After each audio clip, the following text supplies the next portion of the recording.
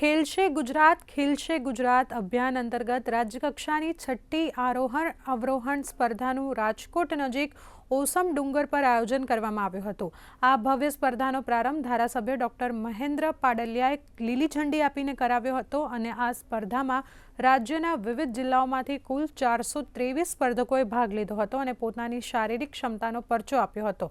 ભાઈઓ મારવાણિયા વિહારે 9.42 મિનિટમાં સ્પર્ધા પૂર્ણ કરી પ્રથમ સ્થાન મેળવ્યું, જ્યારે બહેનોમાં બાવળિયા ત્રિષાએ 12.11 મિનિટમાં વિજેતા બની હતી। સ્પર્ધાના કુલ 20 વિજેતાઓને રાજ્ય સરકાર દ્વારા રૂપિયા 2.34 લાખના ઇનામના ટ્રોફી અને પ્રમાણપત્ર આપી સન્માનિત કરવામાં આવ્યા હતા।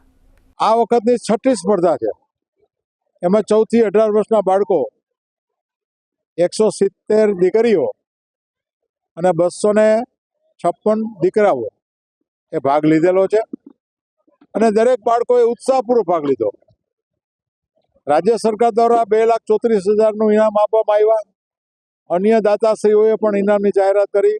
એ અલગ પ્રકારનો ઉત્સાહ જોવા મળે છે। સરકારશ્રીનો પણ ખૂબ ખૂબ આભાર માનું છું કે આવી સ્પર્ધાઓ યોજાતી રહે અને આવા વિદ્યાર્થીઓ ભાગ લેતા રહે અને આગળ વધતા રહે।